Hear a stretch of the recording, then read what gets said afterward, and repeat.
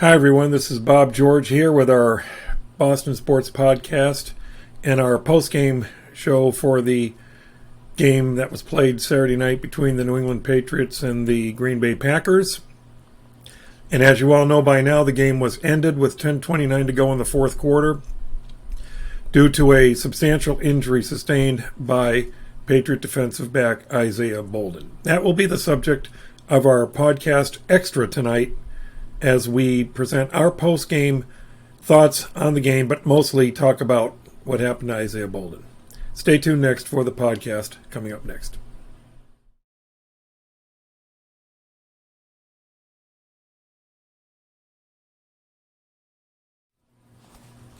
Hi, everybody. Bob George here. Well, needless to say, all Patriot fans and everybody connected with the New England Patriots cares nothing about how the game went.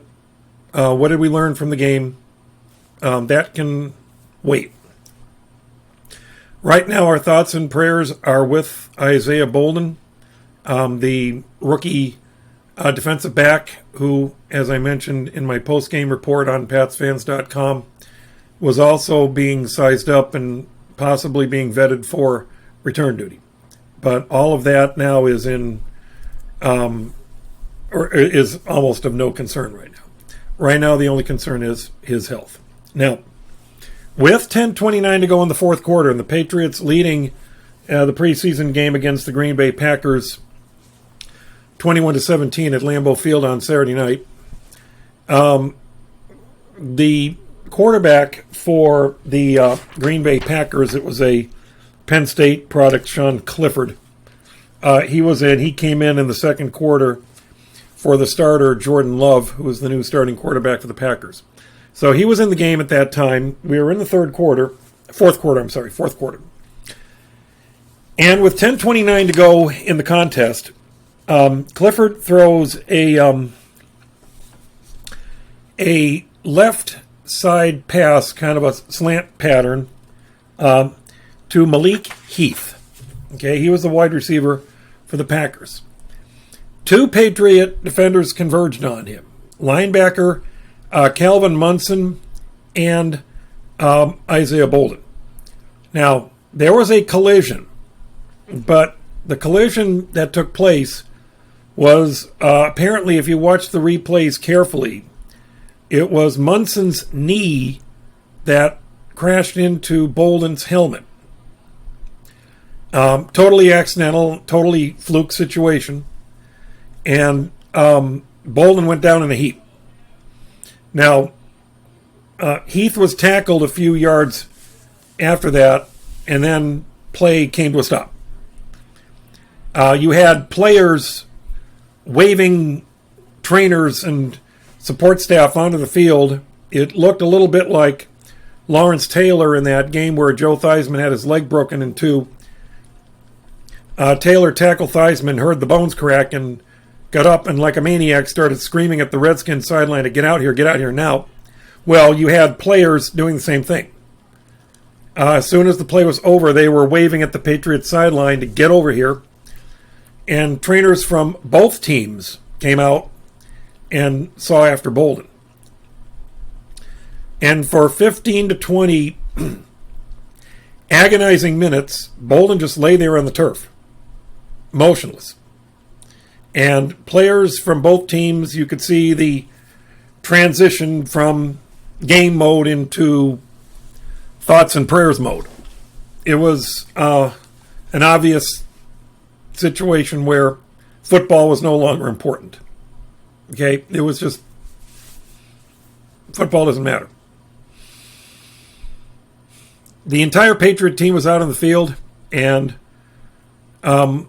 finally, they got the cart out there. Well, they got the stretcher out. That came out fairly quickly.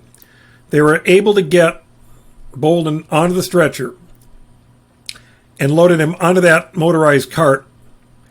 There was no ambulance, just the cart. And somebody on the TV broadcast, I think it was Scott Zolak, who mentioned that he saw his legs move. Okay, I think it was Zolak that said his legs moved. So he was carted off the field And then during the 15 to 20 minutes while we were waiting to see how he was doing, how Bolden was doing, Matt LaFleur, the head coach of the Packers, was conversing with Bill Belichick. And you could see that Matthew Slater, the longtime special teams captain and the longest tenured Patriot, was also in on that conversation. Now, the referee for the game was John Hussey, who had his hands full all week long with chippy practices, and the game Saturday night was at times kind of chippy. But here, the tone changed.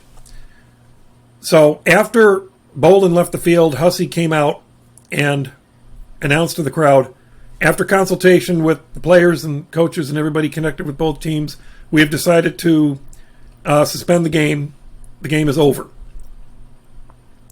Both teams shook hands and left the field. And to their credit, Green Bay Packer fans may be called cheeseheads, but they are nothing if not gracious. They were clapping and cheering Bolden when he was elevated onto the stretcher, and when the announcement was made to stop the game, there wasn't any booing.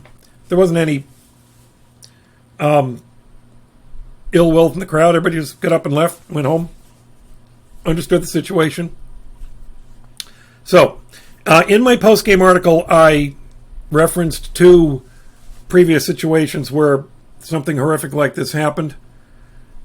Of course, the game in December, the Buffalo-Cincinnati game involving Damar Hamlin, who on a Monday night game in front of a national television audience just collapsed on the field in Cincinnati. And it was later learned he went into cardiac arrest. Those EMTs that saw after him saved his life. And they were honored at the ESPN ESPYs Award. What category they won, I forgot, but they were honored. They won one of the categories, and rightfully so. They saved Hamlin's life. Now, tonight, Bolden's life did not appear to be in danger, but it appears that quick action did prevent any further catastrophic injury. It was reported through Stacey James, the Patriots media conduit, saying that Bolden was taken to a nearby hospital and did have feelings in his arms and his legs, in all his extremities. Now, in my article, I also brought up something that us older fans remember from 1978, which also happened in a preseason game, that awful night in Oakland where Jack Tatum smashed into Darryl Stingley, Patriot wide receiver, and left him a quadriplegic. And my question was, why wasn't that game stopped?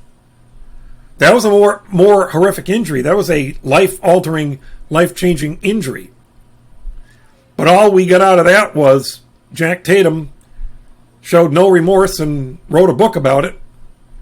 And the only person that went to the hospital to visit Stingley from the Raiders was head coach John Madden.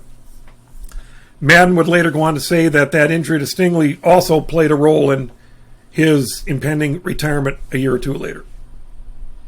Of course, also in a Wikipedia article, it also said that the Patriots almost left without Stingley.